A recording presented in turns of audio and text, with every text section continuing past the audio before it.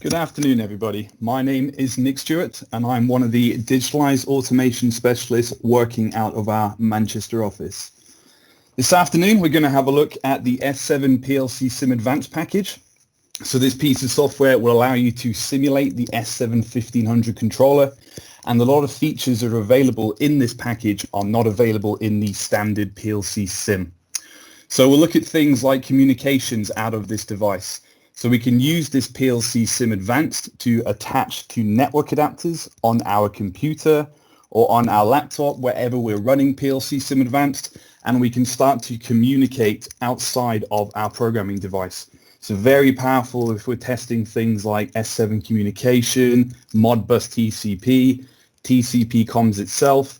Maybe we're using the web server, or maybe we're using the OPC UA server as well. So we'll have a look at how we can start to test a lot of these things that are part of this simulation. Another great feature of this PLC Sim Advanced is it comes with an open API. So the API supports the .NET framework, so you can write yourself a tool in C# or VB, but it also supports C++. So if you're writing something that's much lower level in the hardware layer, you can have the API and allow it to link into your own simulation solutions. We're going to finish up by having a look at one of our new offerings for TIA Portal. It's called Test Suite. And what this will allow us to do is start to run some automatic tests on our code from within TIA Portal. This covers checking the styling of our program. So things like, has it been commented correctly? Have we given our tags correct names to conform to a standard that we maybe use? Or we can use it to check against the Siemens style guide. The test suite also allows you to do unit tests on your code. So you can start to run automated tasks, so setting booleans or integers to certain values, waiting for predefined periods of time, and making sure some resultants have happened. Now we can write fails, and we can write passes into these parameters. So we'll have a look at that at the end.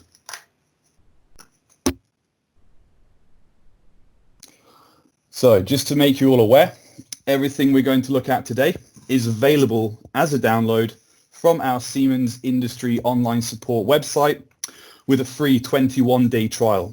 So if you like what you've seen here today, after this session, you can go off to our support site and just search for PLC Sim Advanced version 3. And the install media is on here. It is a full install. It'll activate a 21-day trial. Then at the end of the 21 days, if you like it, you can obviously purchase it for yourself. So when we run PLC Sim Advanced, we find it in the start menu, and then it sits down in the system tray down here. So I'll quickly zoom in so we can see that a bit better. So we have this icon down here called PLC Sim Advanced. And when we right-click this, we are presented with the user interface for the PLC Sim Advanced. If we double-click it, we can also make the UI pop out like this, and we can also pin it so it stays on top, which can be useful when we're working with TIA as well. So to complement this, we'll bring TIA Portal up, and we'll start to have a look at getting a project running inside of this controller. So we'll step through some of the features that we have in this PLC Sim Advanced UI. Starting from the top, we have the online access mechanism. So what this setting is denoting is the method that our programming device, so the TIA Portal, and any other packages we may use in terms of simulating through connecting on the network interface, this is the mechanism they're all going to use. So PLC Sim uses the existing softbus that exists throughout all Siemens programming applications on your device. So for example, if you were using WinCC Runtime Advanced, or if you were simulating a comfort panel, or if you were simulating something like WinCC Pro, you could use the PLC Sim interface to loop back and to start to test your operator visualization with this simulated PLC. Now, that functionality exists in the normal PLC Sim, the one that comes with TIA. So where the Advanced takes this one step further is we can click this notch and we can change the online access mechanism of our simulated S7-1500 controller to bind into the network ports on the laptop or on the computer or even a virtual machine that we are using. This approach does two things for us. It allows us to distribute the installs of the PLC Sim. So maybe we want to run this on a network location, but it also allows us to start to do elements of integration testing. So for example, if we are interfacing with other SCADA systems or other PLCs using TCP, OPC, HTTP, Modbus TCP, these can all now be simulated with a simulated PLC as opposed to having to use a physical hardware. So the great thing about using a simulated PLC is if we get quite far down the line in our project and realize we've underspec'd or overspec'd our hardware, we are no longer wasting money or having to buy another one. We can simply use the PLC Sim Advanced to create a new instance and change it from there. So we'll look at the virtual Ethernet adapter later on. And for the time being, we'll just stick with the local session here. Now, underneath, we have what's called virtual timescaling. And what this allows us to do is manipulate the system clock that's running inside of that S7-1500 controller. So what this will allow us to do is start to manipulate things like timers and manipulate things like the system clock byte. So if you're using any of the firmware generated pulses, so the ones that have different cycle speeds inside of your program, you can start to manipulate the speeds of these using this slider that we can see here. Now, the applications I like to think of with this is if we had a very fast high-speed packaging line and we were trying to follow a sequence in a watch table or online in the code, it would be very hard to see and make sure that everything is firing sequentially, so we can slow it right down to 1/100th of real time. And likewise, on the other end of the scale, if we are maybe working with a kiln and something's running for 6, 8 hours, whatever it may be, we obviously don't want to sit and wait for that to finish. So on the reverse end of it, we can crank the speed right up to 100 times real time. And this will, like I say, affect the clock memory, and it'll also affect the timers, and we can have a look at that. So we'll wind it back to a 1-to-1 ratio for the time being. Now underneath, this is where we start to enable our instances.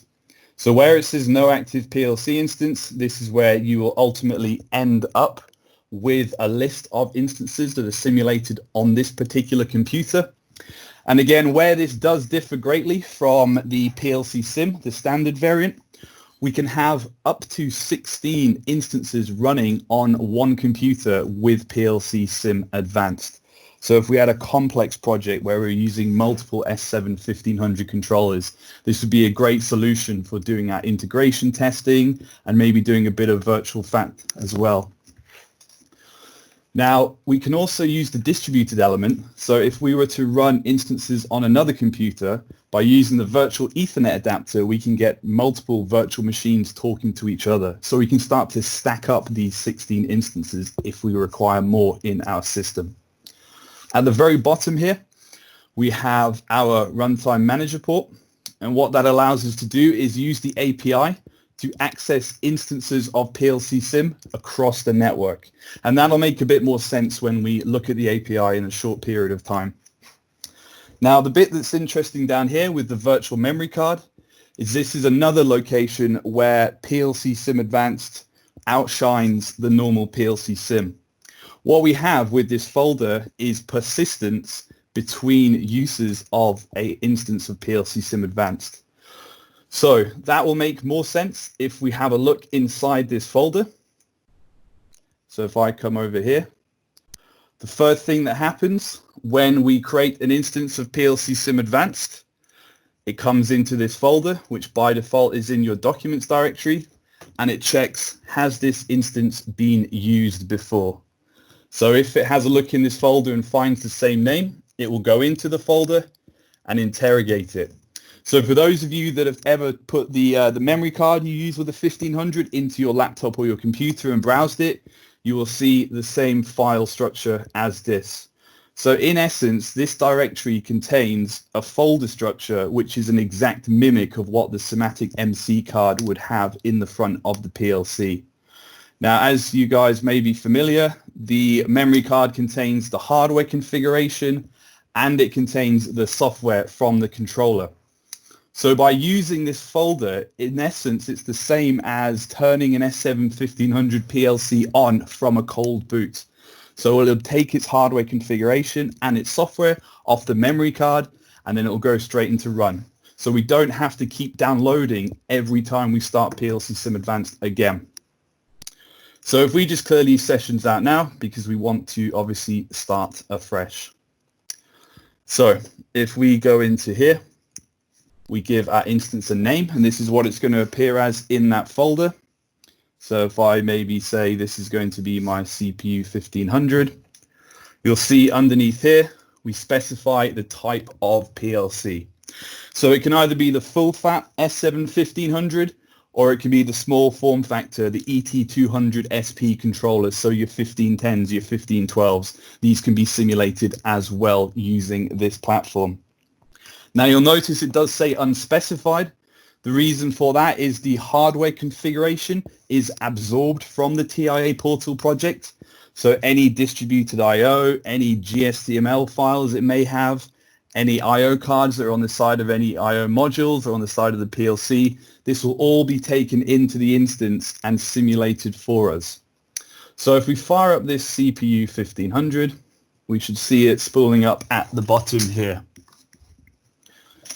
So we can now see it started up. It's obviously not gone into run because like a new out-the-box PLC, there's no hardware, no program on it. But we can see here the familiar LEDs. So anyone that's used to looking at the front of an S7-1500 controller will see that we have these run stop LED on the far left. We then have the middle LED to indicate that there's some error with the controller. And then on the far right hand side, we get the maintenance light to tell us when something's gone horribly wrong.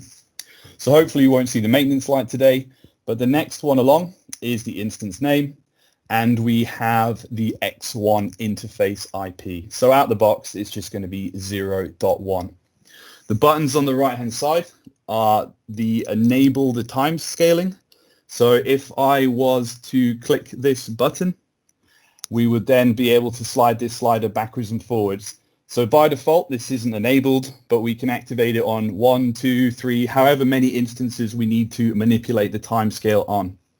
Here we have the power button, which is akin to pulling the 24 volts out the front of the controller. So if we do need to power cycle the CPU for whatever reason, we can use this button here. And the last button on the right is to deregister this instance.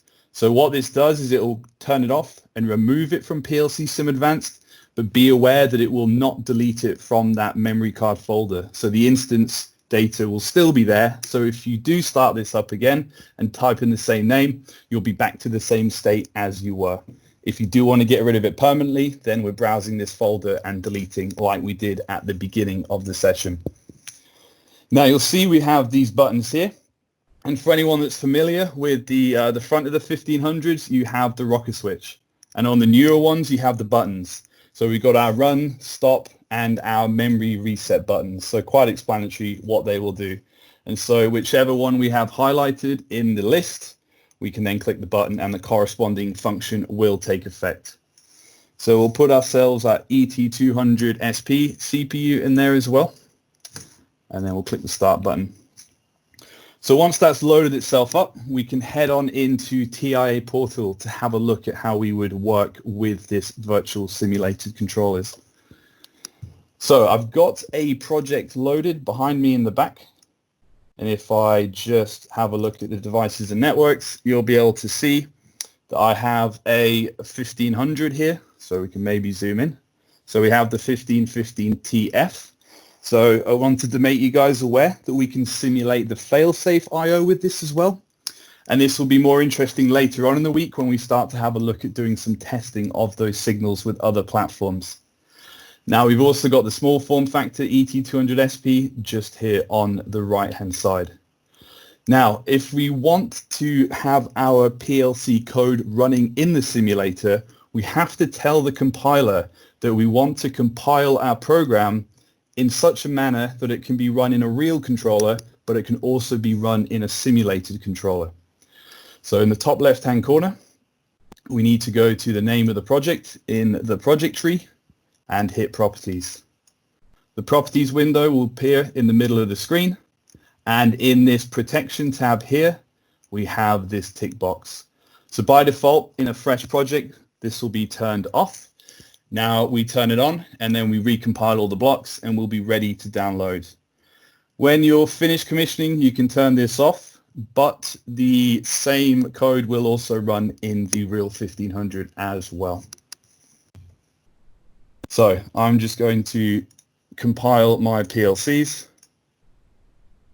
and let's start to push them down to the controller. So we'll compile this one and do a download. And actually, if I show you the extended download option, you will be able to see that as we selected the PLC Sim mechanism, TIA Portal has detected that, and it is now forcing me to use the PLC Sim mechanism to do the download to my controller. As we're always working with the X1 interface on PLC Sim Advanced, we will leave that selected. So if we hit the start search, we should be able to find our blank controller and we should be able to do our download.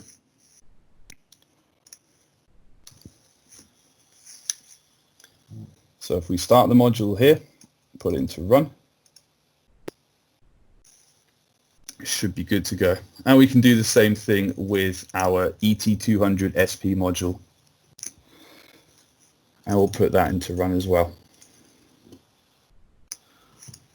So on the right hand side, you can now see that the IP addresses of X1 and X have been absorbed from the TIA project.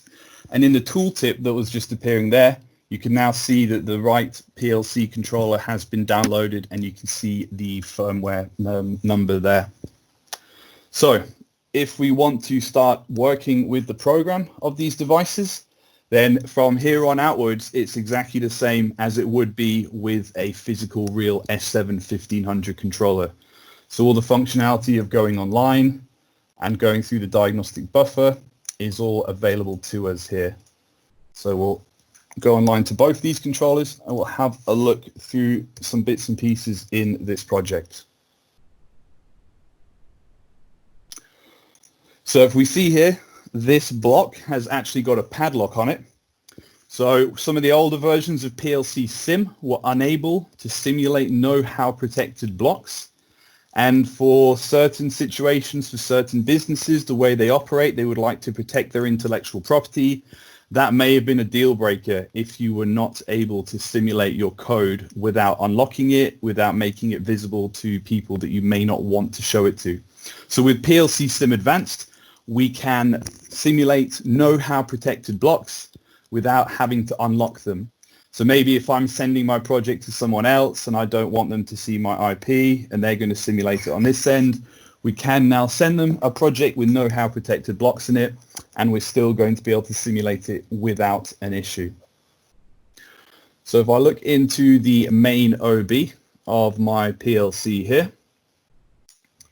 and then we look up at the top, I've got a timer, very simple timer that on a true signal, we're going to wait 20 seconds and then we're going to give our resultant out of the far right hand side.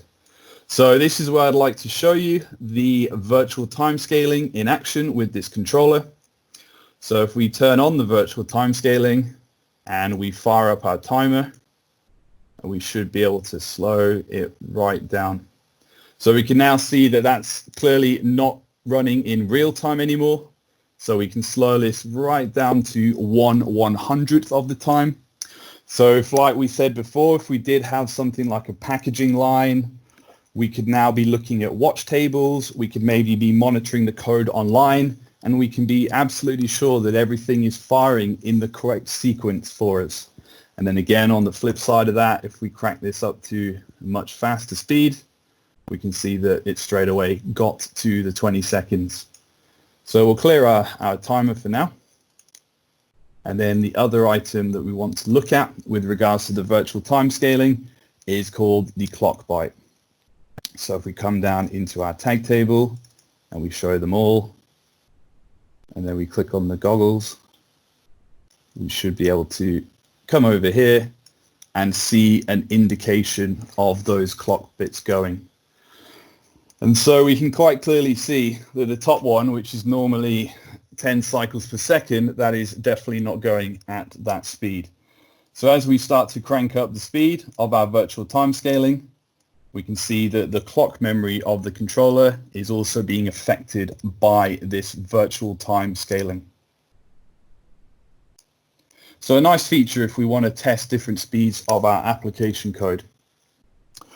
Now, if we do have things like hardware problems or programming problems, and we do end up in a situation when the PLC is put into stop, just like any other 1500, these will all be logged for us inside of the diagnostic buffer. So we can start to simulate hardware faults using the API that's provided for this PLC Sim Advanced. So what I'd like to show you next at the bottom is a very simple forms application which uses the PLC Sim Advanced API. So what we have here is a application. So this could be written in C# or VB. We're increasingly seeing other users picking this up to write connectors into their pieces of software. So we can add the reference to the API into our project tree. We can then add some code behind these buttons, and then when we fire this up, we can use some of the methods in the API to do things like find instances. We can then do things like attach to the instances, and we can do things like we can start to read the tags. So we can now access every single variable that lives in the input area, the output area, the marker memory, and the DB memory of this controller, and we can start to manipulate it however we require in our application. So the bit that I'd like to draw our attention to is the ability to trigger errors from the API. So maybe we're writing some sort of error handling into our code for events such as a module failing, or events such as an entire station failing.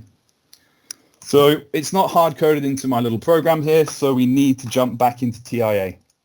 And the method that we call inside of the API requires a parameter.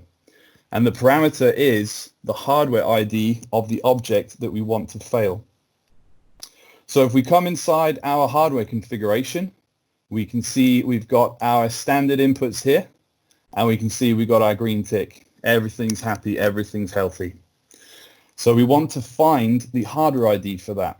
So the easiest way would be to go down to the bottom of the screen, hit properties, and go system constants. So right away we can see here that our standard input module is hardware identifier 266.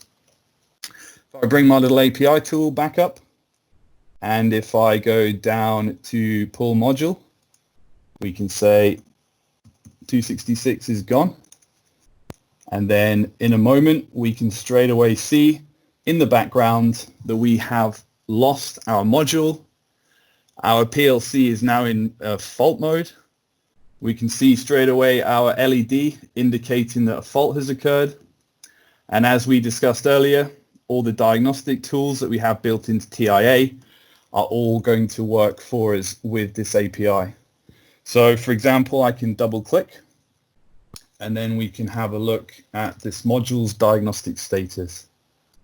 So straight away, simple error message being displayed for us, hardware component removed or missing, but we can also have a look at the diagnostic status of the controller. So we have a nice little overview of the events that have occurred inside of this system. Now, we've had a quick look at the basics of that API, but let's now have a look at an application example which Siemens provide on the support site to allow you to use a second PLC to simulate process feedback. So we'll just come offline from this project for the time being, and we will unload these instances as we do not need them for the time being. Down here on the support site, I have got the application example here.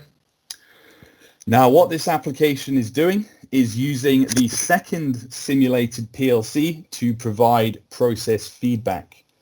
So the way this is achieved is my PLC 1 is my control system, is the actual logic that's going to run when the machine is deployed. And then on the right-hand side, we have our second instance, which is providing the process feedback. And the API is being utilized to move the values from one system to the other. So in this particular application example, there is a project which simulates valve control. So the main controller will be asking valves to open and close, and the second controller will be simulating the time it takes them to open and simulating if they get stuck and things like that. But what we're going to do is have a look at this project for simulating the telegram feedback from a V90 drive. So for those of you that are familiar with a drive and a PLC communication, you'll be aware that a telegram is just a preset length of memory with data types inside it that make sense for controlling that device.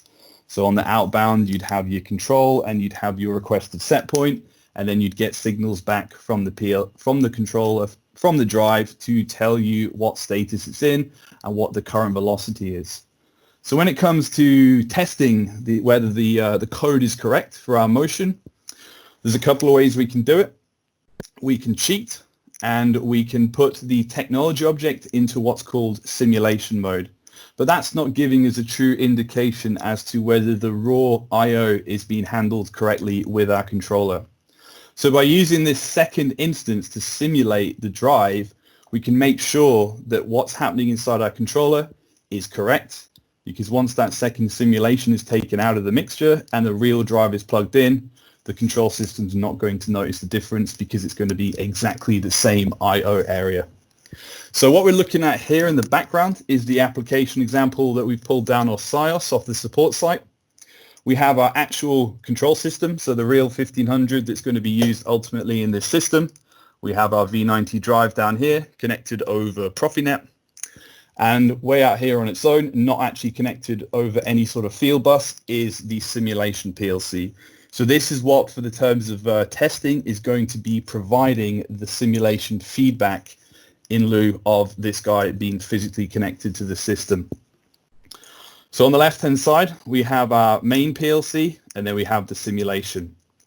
So the nice thing about this is you can take this block out of the project and deploy it wherever you want in your own test benches, because ultimately this block that's been written by Siemens will take the Profi drive Telegram 3 in, it will pass it like the drive would do, and it will send feedback back. So it can tell the PLC whether the drive's running or what speed it's going at, all these sorts of things that you'd normally expect to come back from the drive itself.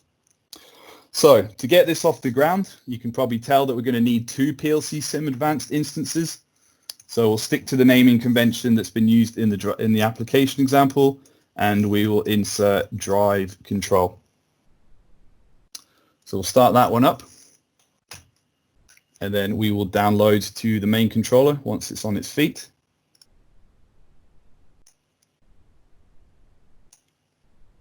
I will select the correct type of 1500 next time. It's not an ET200SP, it's a full size one. And then we will do our download once it's up. So if we download to this, and then we put it into run,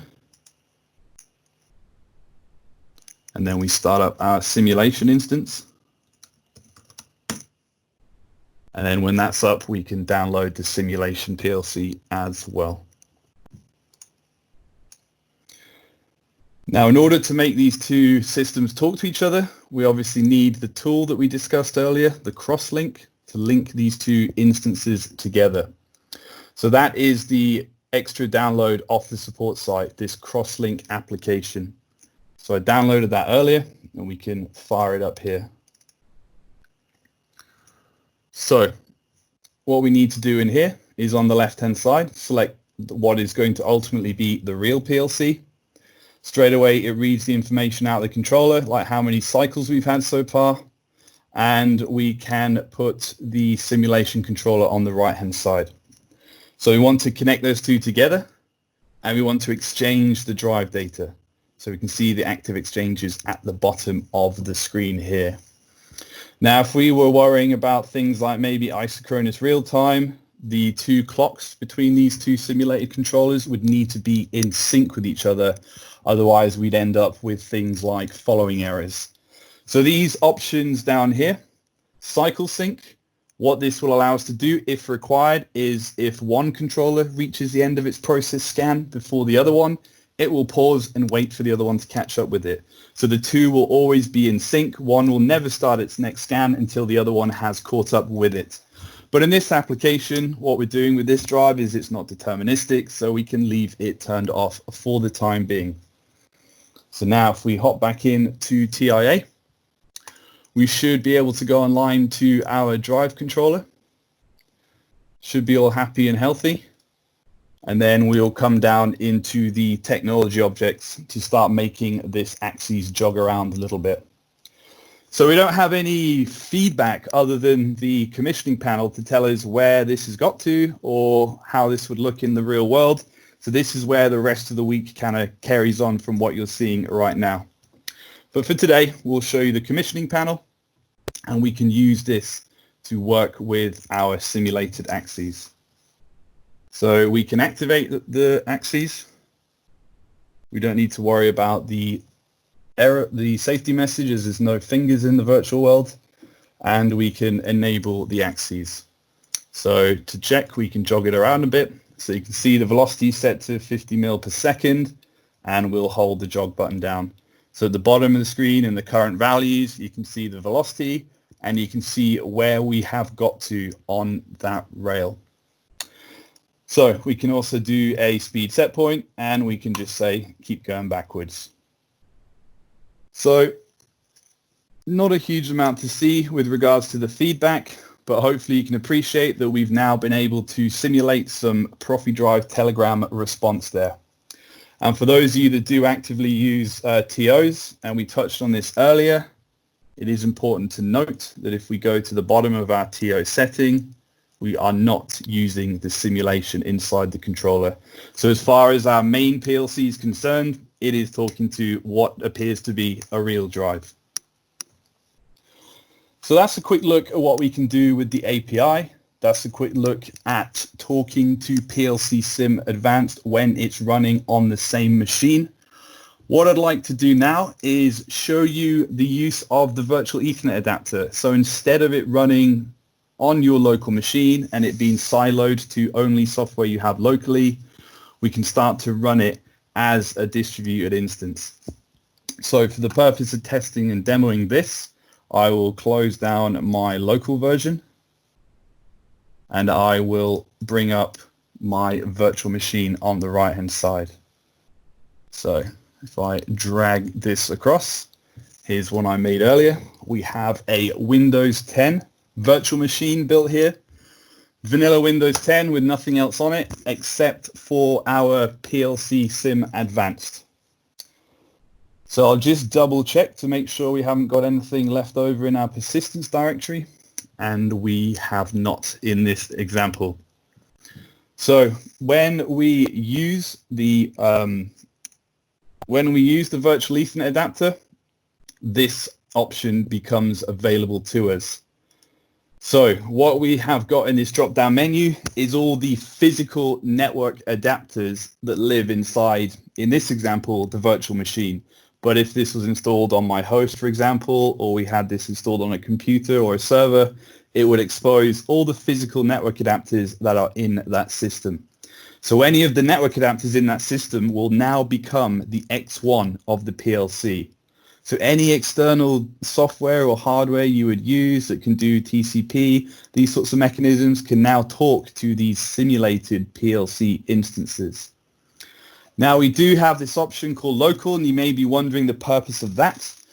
The local, in essence, is very similar to the PLC Sim, as in it can't go outside the box, but certain features such as the OPC UA, the HTTP server, are only simulated with the virtual Ethernet adapter mode. So that is the reasoning for that being there.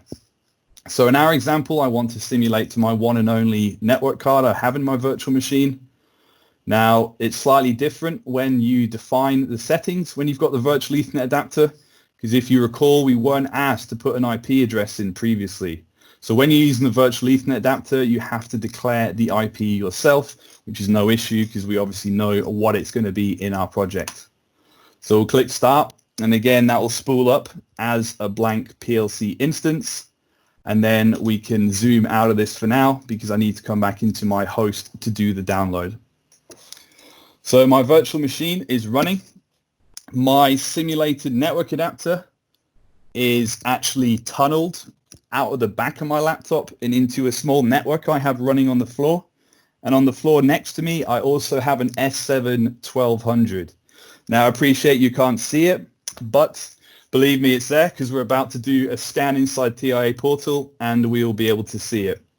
So the idea of this little demo is to show you the ability for the simulated PLC in Plc Sim Advanced to go out through a virtual Ethernet adapter and connect to real-world devices that are sat with you.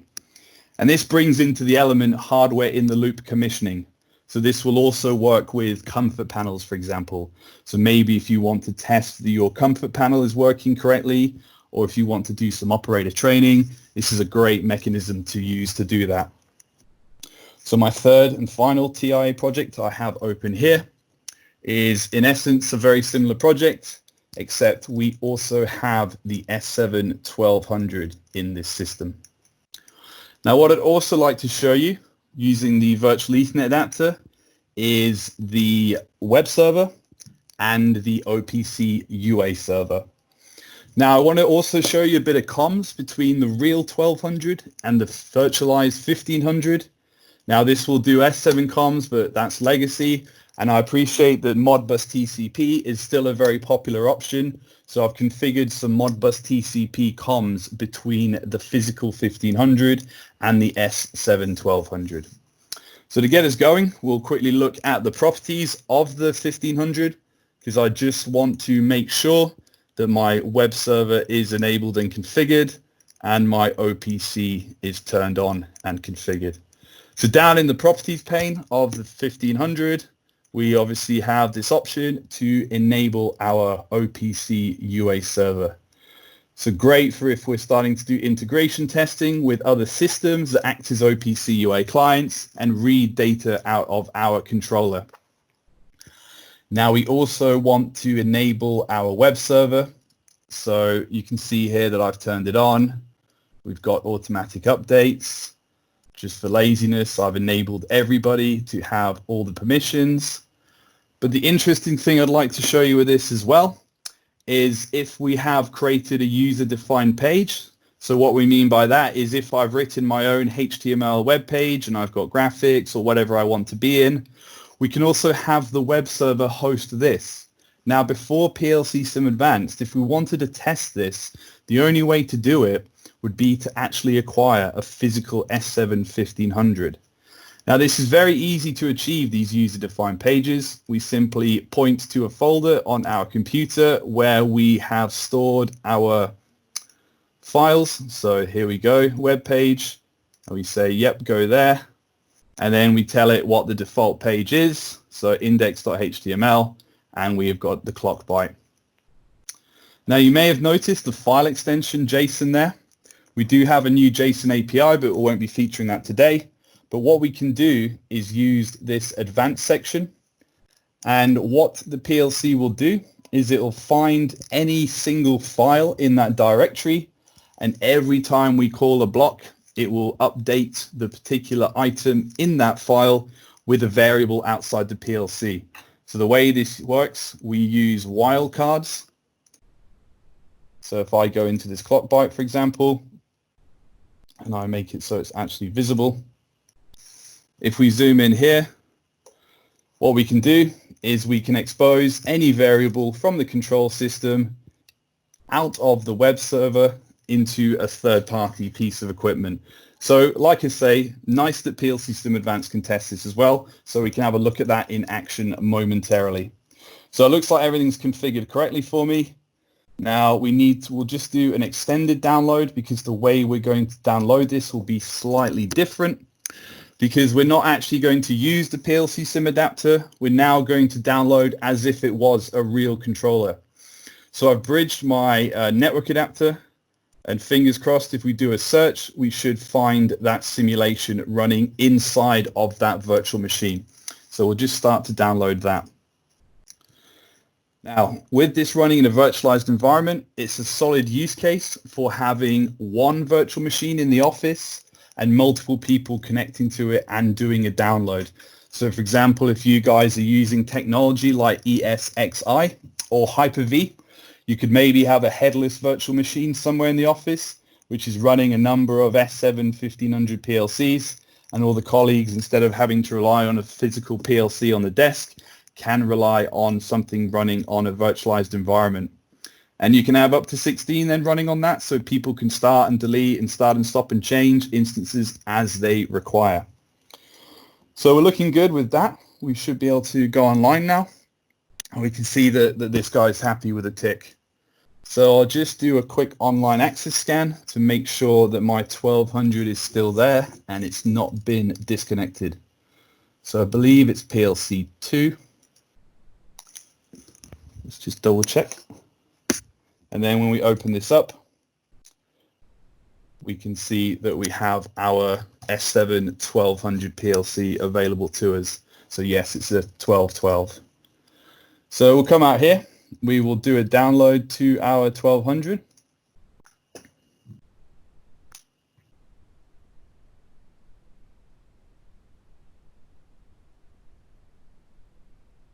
And we should be able to go online to that guy as well, and he should hopefully be happy.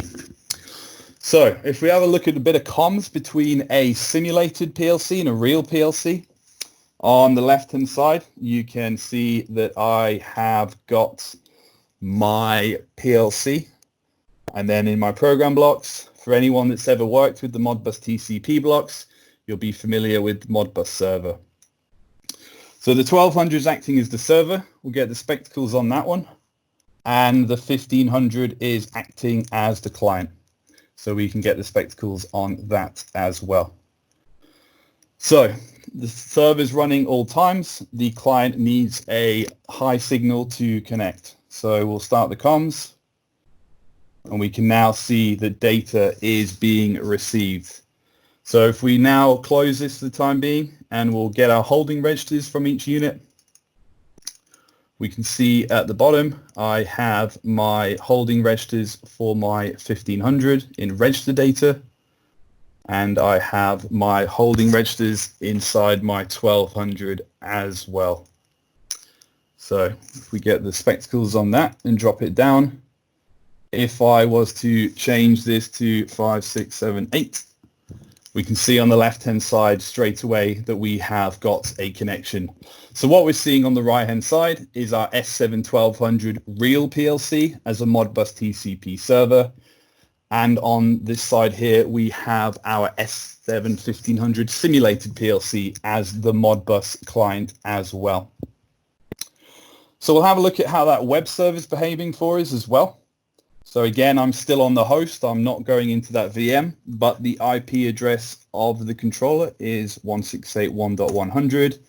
And straight away, bang, we're into the web server here.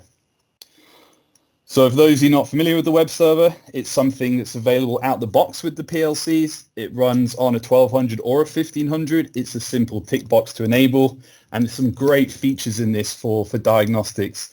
And if you're not familiar with it, I'd recommend you go back and watch our diagnostics video from the other week, as it goes through some of the nice features with the web server.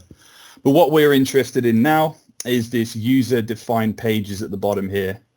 So if you recall, I named my application Clock Byte Graph. So when we click that, we can now see that my page is updating once a second with whatever the byte value of those 8 bits is that represent the clock byte. And if we have a look at the side here, and we have a look at this little tool for the developer, and we look into the network requests, we can see that we're requesting that clock byte every second, and we can see that the web server is responding with what it is at that particular point in time. So a nice way to have dynamic content updated on the screen for us. So that will just keep ticking away forever. So if you're getting into the realms of making dashboards or user interfaces, the web server in the 1500 is very powerful. There's now a JSON API So you can start to write all sorts of stuff that are going to be hosted by the controller. So a great feature that not a lot of people are aware of, unfortunately. Now, the last thing I want to show you with the virtual Ethernet adapter setup is using a third-party OPC UA client. So if we were using OPC UA as our mechanism for integration, what we can do is go into our client. So in this example, I'm using OPC UA Expert, and we can go add, and then we can see I've already done an investigation on this IP, but this is the IP address of my controller running in that virtual machine.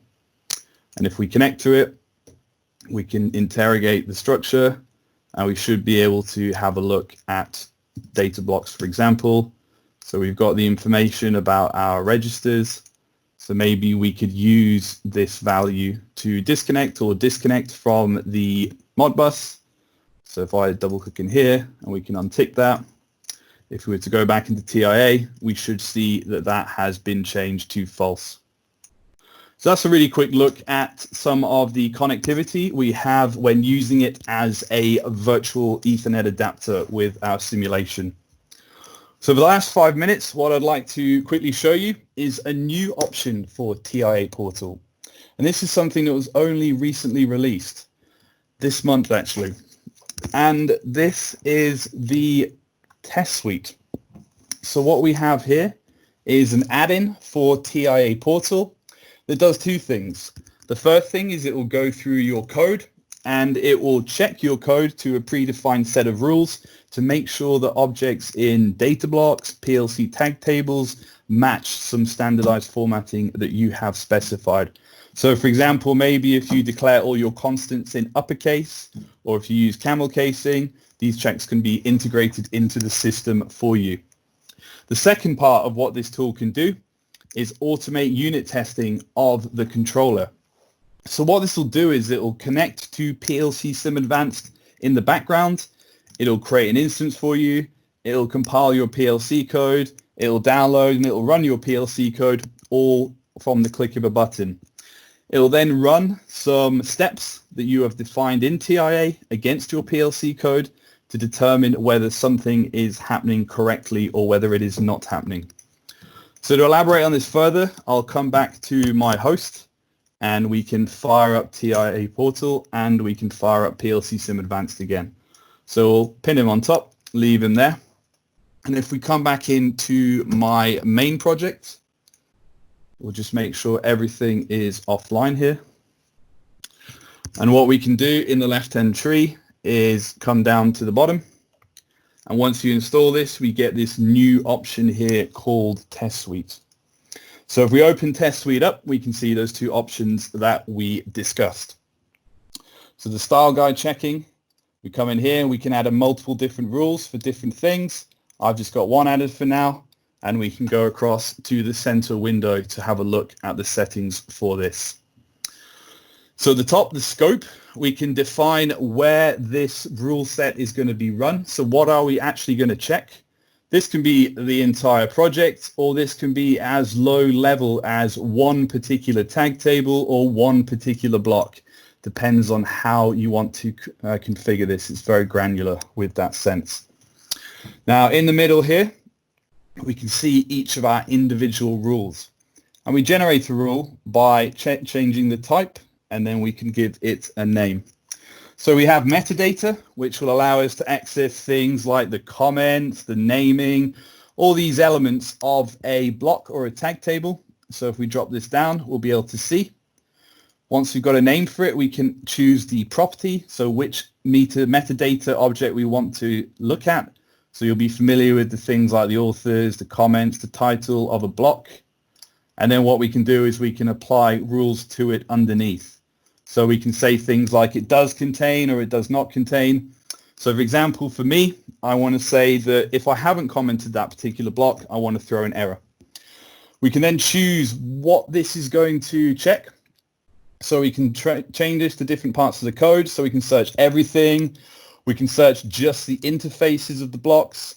We can search global data blocks, instance data blocks, for example, and UDT types and tag tables. So we can go through our entire code checking the bits that we need. We can then say what happens when we get a violation, what happens when something doesn't conform to what we suggested. Now this ties into the compiler error messages, so we can either throw it as a warning or throw it as an error. So the ones I've also got in here are for the casing. So we're using the camel casing option and we're checking to see whether our interfaces use camel casing correctly. And at the bottom, I'm also checking to make sure that I have prefixed my instance data blocks with an uppercase inst as suggested in our style guide. So we just tick all these and then we'll say we'll run them for the whole project. We'll click the play button. At the bottom, we then get an extensive set of test results. So you can see each rule. So my casing, let's open that up.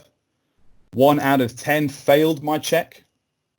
So for example here, I haven't conformed to camel casing with the level alarm because the first character should be lowercase. And because I declared that as a warning, it's returned as a warning. And as we go down, we can see that I've got one error in my, or I've got a lot of errors in my naming convention. We don't have tags, we don't have comments in a lot of these networks. And then at the bottom, we can see these two do have the correct prefix, but we've got these other blocks, the prodiag and the safety block, which do not have the inst in the front of it. So we can run those to make sure that our code conforms to whatever company standard we've discussed or the Siemens style guide. Now the next one is the application test on the left here.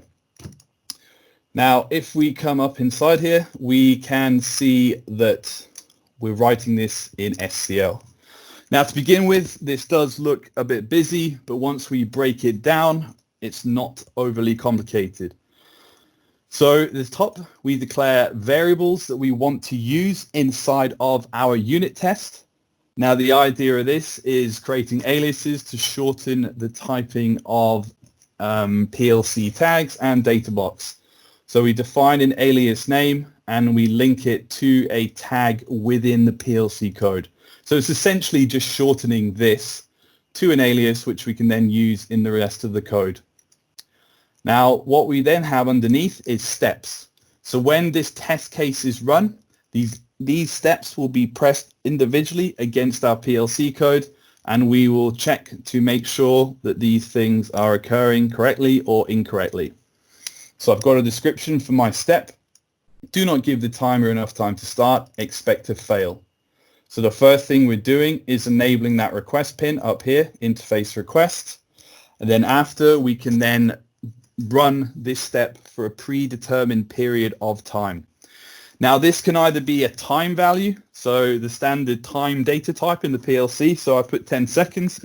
We know that clock is 20 seconds, so this isn't going to work.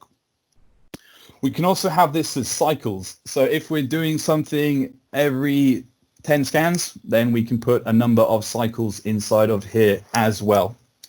Now the bit that's important with this is the assert. So this is where we determine whether we failed this step or whether we've passed this step.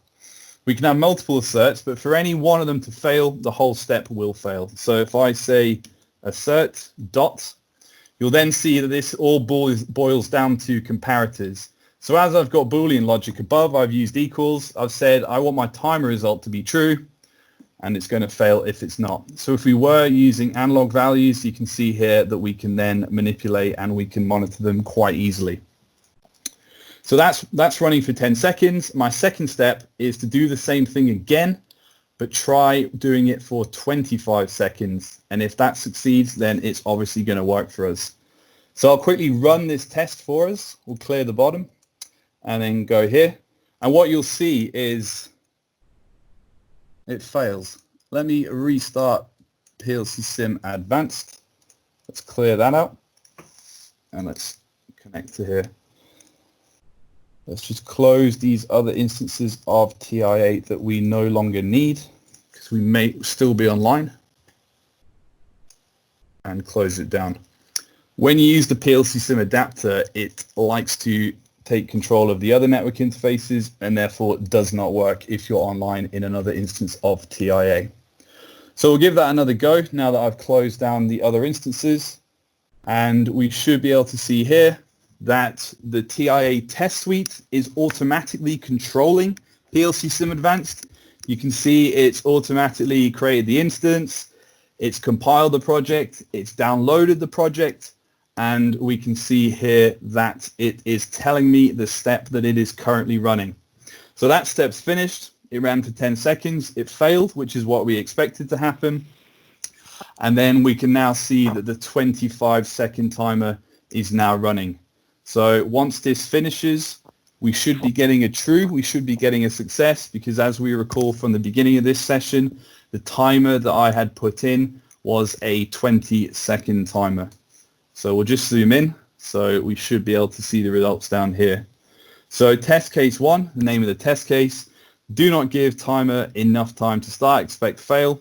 It failed, and when this is the result of the assert, so this is the actual comparison occurring. And underneath we have got the next one, ensure timer fires after preset time, pass, because the resultant of logic would have been true because the timer had ticked.